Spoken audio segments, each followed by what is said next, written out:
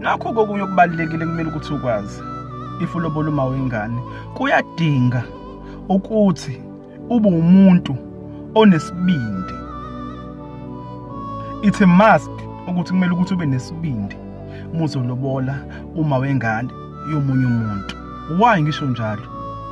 Ingoba number 1 ubaba wengane mekhona nje impela active around phila uyohleze ku-undermine, uyohleze kubuka njengomfana omncane olandela ngemumva, uyohleze enale edge over wena. Into eyenzakalayo nje leyo abantu besilisa bayenzayo, uyohlezi ubaba wengane eku-undermine. So uyadinga ukuthi ube nesibindi into leyenzayo. Bese kuthi okwesibili, whether you like it or not, amanzi la ake ama khona aphinde ame. Yabo ngisho uma wengane, ngisho uma wengane lo mlobolayo angasho athi angisamthandi, angisamfuni, ngiyamnyanya nje. Mhlawumbe 80% to 90% sokuyikhohlisa.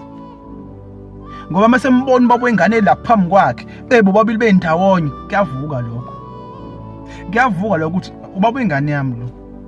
Kuyavuka lokho ukuthi uyena wathatha umntombi bami. So kumele ube nesibindi. Ngisho sebendawonye ubaba wengane noma wengane nengane ijabula even more bobabili than wena unoma wayo. Ayikho ingane efisa ukubona uma wayo nobaba wayo behlukene. Ayikho nayodwa. So uyadinga ukuthi ube nesibindi. Amanzi la ake ama khona kuyenzeka aphinde ame. Uthola ukuthi lapho ubaba wengane akasekho serious kuyena, kodwa wena userious, wena umenza unkosikazi. So uyadinga ukuthi ube nesibindi. Bese ukuthi okwesithathu kumele ukuthi ukwazi uma ulobola uma wengane kuyimpoqo. It's not about ukuthi uyathanda noma uthandi. Kuyimpoqo ukuthi uma ugane uma wengane uphinde uganwe okwesibili, uganwe intombi, not omunye uma wengane. Kuyakuphoqa ukuthi ube nesithembu, ulandele ngentombi into ukuze kulungiseke kahle. Why kuyimpoqo? Ingoba for abantu bakini abangasekho bakubone njengomuntu oganiwe, for abantu bakini ukuthi bambone umakoti wabo, because nabo balindele umakoti kuwena, kodwa lowo makoti bayombona ngokuthi abambona ngokuthi umthele ngenyongo noma umbike emsamo. Yazi bambona ngani?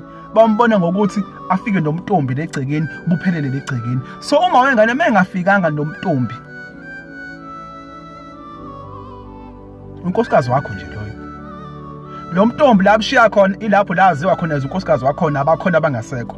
Wena kuyakuphoqa ukuthi ufike nomuntu wesifazane oyitshitshi noma oyintombi into noma oyivirgin noma ongayazi indoda, ongayazi inhlobo indoda, ozobe qala ngawe umntombi bakhe kuphelele la egcekeni kini.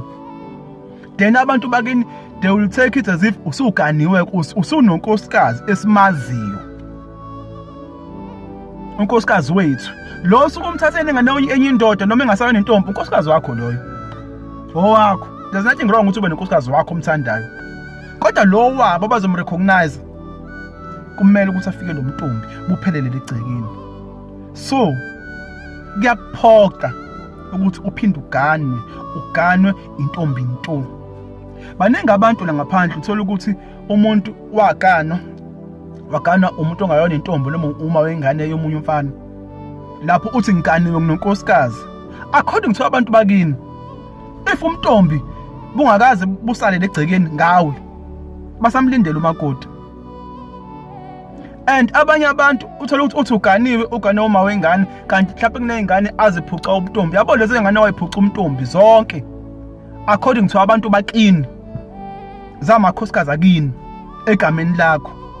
And lelo kucala lalobo mntombi lisazobuzwa kuwena. Yabo, so kubalekile ukuthi uku-understand lokho ukuthi uyadinga ukuthi uphinde uganwe intombi into if ukuthi ugane uma wengane. Siyabonga kakhulu.